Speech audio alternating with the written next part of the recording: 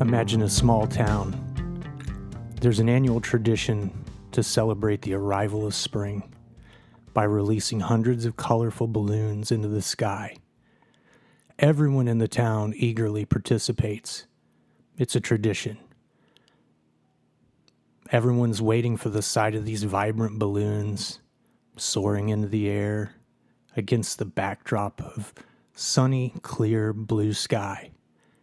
However, this year, as the balloons are released, one keen-eyed observer notices something peculiar. Everyone's celebrating and talking about a blue sky. But the sky isn't blue. It's gray and overcast. Despite this, though, everyone else continues to exclaim over the beautiful blue sky and colorful balloons. They're all caught up in the excitement.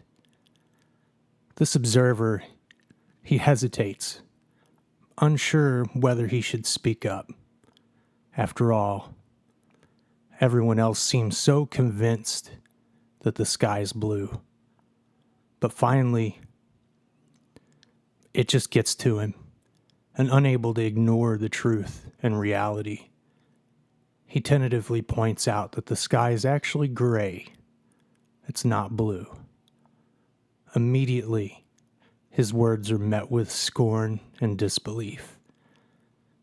The other townsfolk, they scoff at the idea that the sky could be anything other than blue, dismissing that observer as nothing but a troublemaker, or even accusing them of ruining their celebration.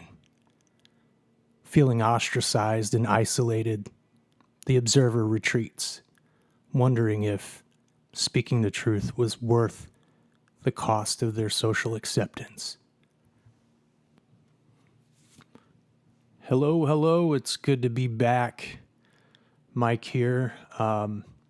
It's been a while. It's been well over a year since I posted an episode. I hope to keep things a lot more regular here coming up. Life gets a little crazy. Life got crazy for us. Lots of moving. We have a son named Elliot that is, he has special needs and he requires a lot of care. So I don't have a lot of spare time. So I'm going to try to fit this podcast in whenever I can. Probably 15, 20-minute episodes. Should be pretty fun. I'm going to try to stay more regular here in the future. So you may have guessed by the intro that I am talking about toxic agreeability. I want to throw that term out there. Think about it, toxic agreeability. Now let me explain what I mean by toxic agreeability. It refers to a pattern of behavior where individuals, they'll prioritize maintaining harmony with others. We're social creatures. And we want to avoid conflict over expressing our own opinions or beliefs, even when they may strongly disagree with others. And this behavior can be harmful in many ways, because what it does is it leads to a lack of authentic communication and critical thinking. People might suppress their own perspectives or go along with the group consensus, even if it goes against their values or understanding of reality. And in the long run, toxic agreeability can contribute to the spread of misinformation, hinder healthy discourse, and erode trust within relationships and all kinds of communities. You know, I can't explain why my mind works this way, but I've always been the type of person that I'm a dot connector. You know, I see how things fit together. And I've noticed a change in society since about, I'd say 2016. I don't want to be political, so you can draw your own conclusions on what that could be. Why 2016? But it seems like tactics that were used once by advertisers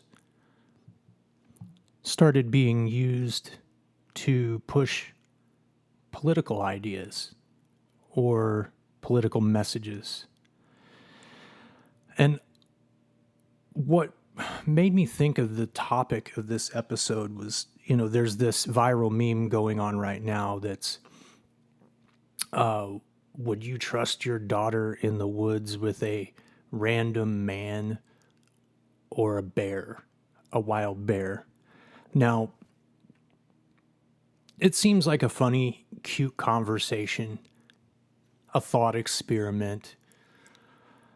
But what, over the course of a few weeks after seeing this meme spread on social media, I started to see it turn into a political argument, a political conversation, and it's turned into boys versus girls. Now, I'm thinking back to junior high. And if anyone can remember back to junior high, it's hard for me. I'm 43 and I don't have the memory I once had. But I remember being on the playground in junior high and there was a fight.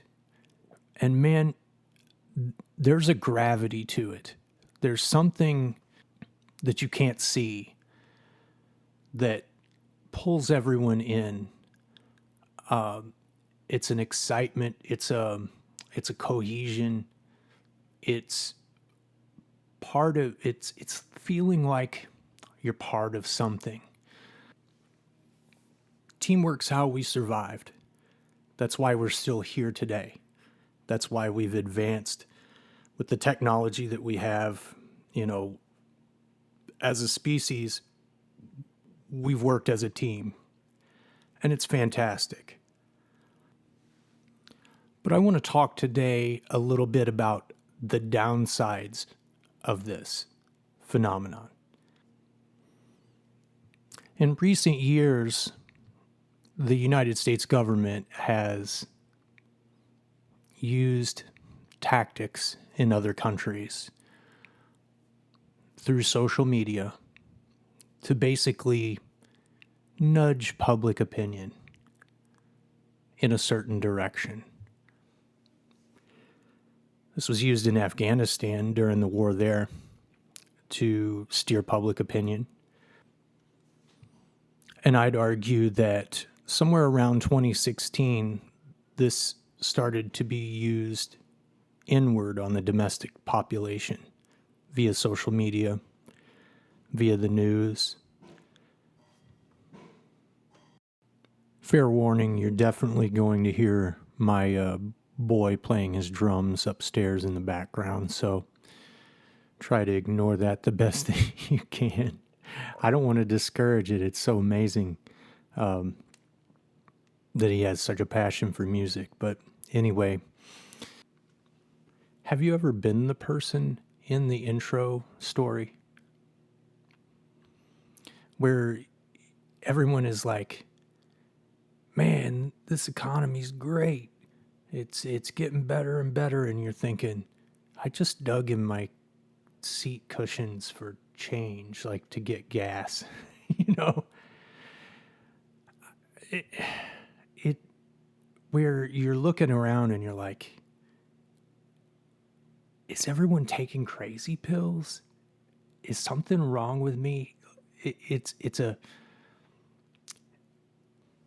like, different sections of the population are experiencing a completely alternate reality. This is a topic that's hard to just kind of riff on by yourself. You can put on your tinfoil hat and you can have a fun back and forth conversation with someone about this kind of stuff. But when it comes to just talking on your own about it, it's tough. But I oftentimes wonder if this is some kind of strategy. governments, they have all the means, all the resources, thousands of behavioral scientists to come up with strategies to manipulate social media, to seed viral memes with certain political ideas. I don't know. You just have to wonder. The economy has gotten so bad the last few years, and it's funny because you say anything about it online, and you get these almost canned responses. It's a global problem, which diverts the blame, the responsibility off to this war or that war or a global pandemic or, there's something called the Cloward-Piven strategy, which I think is relevant to this topic because a lot of times I wonder, how can things be so obviously a certain way, yet the prevailing narrative is completely opposite of reality? And to point out that reality is any different than how people are pretending it is to be the guy in the story at the beginning, in the intro. Everybody is celebrating the blue sky, and it's very obviously gray. But to point out that the sky is gray is like screaming at passing cars, like on a freeway. I mentioned the Cloward-Piven strategy for a reason, and what it is it's a strategy, a political theory, and it was proposed by some sociologists in the 60s, Richard Cloward and Francis Fox Piven, and it suggests that societal change can be achieved quickly by overwhelming the government with demands for services and benefits, and basically it's a controlled chaos. It's intentionally creating chaos for the purpose of societal change. Now, proponents of it would argue that it mobilizes the poor and marginalized to demand greater access to services like welfare, and it leads to a redistribution of wealth and power. Now, critics, they'd argue that it promotes dependency, it undermines the stability of society. But supporters, they see it as a means for achieving social justice and equality. So when you're doom scrolling on Twitter or flipping through cable news and you're seeing this train derailment and that train derailment and 6 different food factories exploding, infrastructure crumbling, record inflation, this thing, that thing, you start to feel a little crazy because it starts to feel inorganic. So if it's inorganic, is it what I was talking about earlier that was used in other countries around the world where social media is used to steer public discourse? I don't know. I couldn't tell you. I'm not the smartest guy. I just feel like I recognize patterns, and I don't think I should feel crazy for that. Is it maybe a human survival instinct? As humans, we're really good at recognizing patterns. And in the same way that you can tell when something is AI generated or you're talking to a robot, you sense the inorganic nature of the conversation with said robot or AI. It doesn't feel like you're talking to a human. Now, take that idea and apply it to our understanding of reality as a whole. Now, on the flip side of that, I could be giving social media too much credit for, you know, and the only reason why I think I go down that road is because so many people live online nowadays. They clock in at work, they come home, eat a microwave dinner, and play on their phone till bed. And they're people live online now. So what's real online is their reality. All it takes is a couple minutes of scrolling on TikTok, and you're going to run across 50 fake autistics, people that claim they have this mental illness or that. These ideas, they have their own gravity. People with fringe ideas find other people with fringe ideas, and they connect with other people with wacky ideas, and they all validate each other. And this is a sort of gravity. It's kind of how I always see it. I don't know, maybe that doesn't make a lot of sense, but it does to me. Ideas have gravity. Now, the internet, it's just so confusing because the internet is so new, really. The scale of, human existence,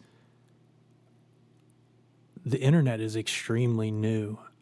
And as this thought leaves my brain, I'm telling myself, who the hell do you think you are? I'm just a guy.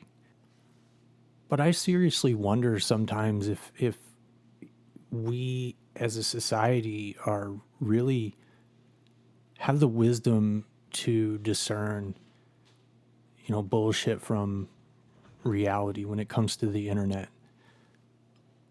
And even if we can tell reality from bullshit, will we have the courage and bravery to stand up and be the one to go, that sky ain't blue, it's gray. What are you all thinking? Or will we go along with the group for the sake of fitting in, not being ostracized? It's easier said than done, honestly, because you need family to survive. You need friends. We're social creatures. Can you really fault someone for being afraid to lose their job for a certain opinion? I never thought I would even be talking about this stuff. But during the last few years, if you would have told me that we would see our neighbors calling a hotline on our other neighbors for having too many cars or too many visitors during a pandemic, I would have thought you were absolutely insane. I would have bet anything against it. If you would have told me that in the United States of America, the government would be shutting down churches and businesses, I would have bet against it, anything against it. I would have told you there is no way, no possibility, zero chance of that ever happening in this country. But I was dead wrong. Totally wrong. The last couple years broke my brain a little bit. I'll be honest. I was surprised by a lot of people. A lot of people that I know are extremely smart and extremely intelligent. I mean, legitimately high IQ people. I mean, I'm lucky. I might be lucky to have a triple digit IQ. But I'm talking like really, really smart people just going along with the group. And it was shocking to me. Really, really shocking.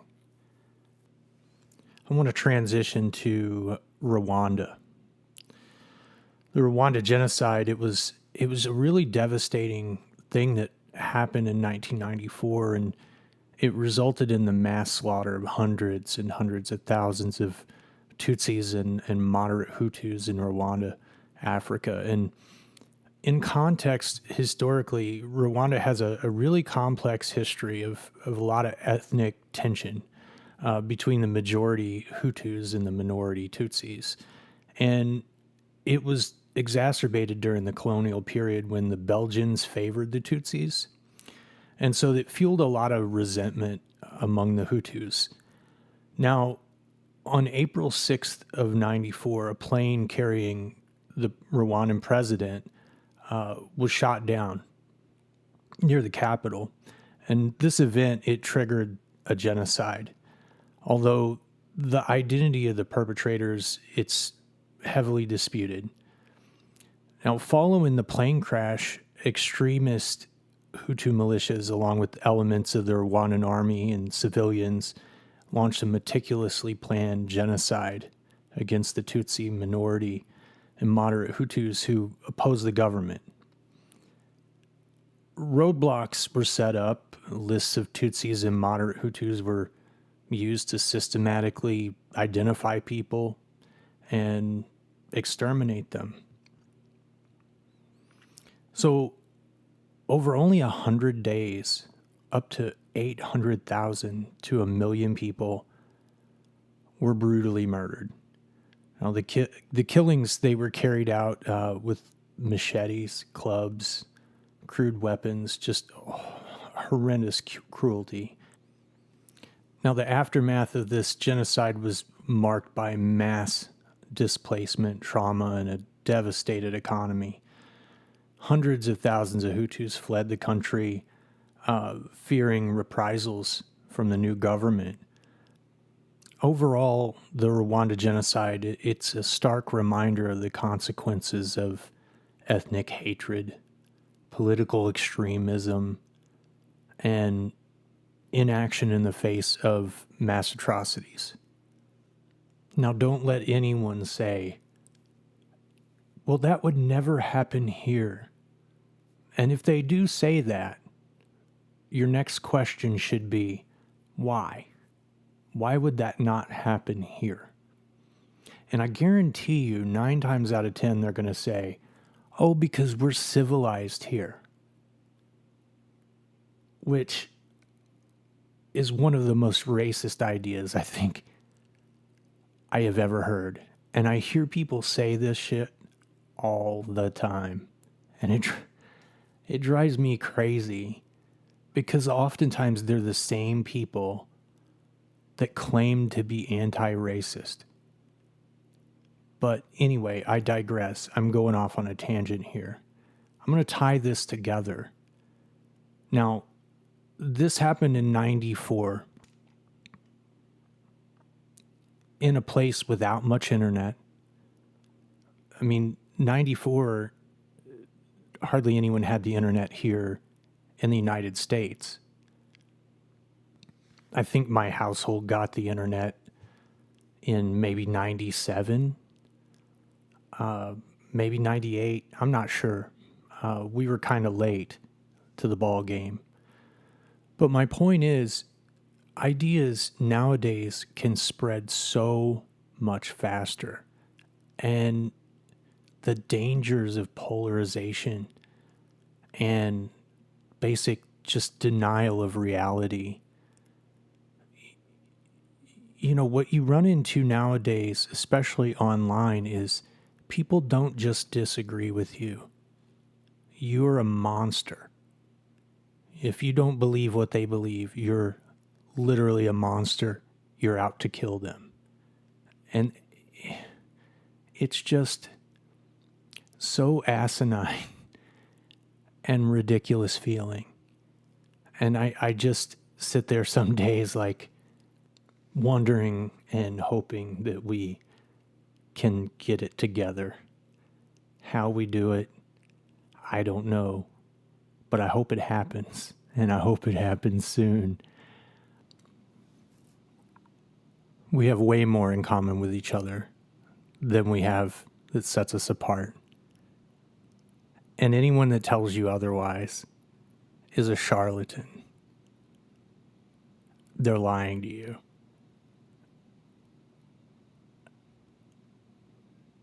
You can be brave. If it smells like shit, it's shit. Even if everyone in the world claims that it's roses. Don't be a dupe. Don't trust the fucking bear. Until next time.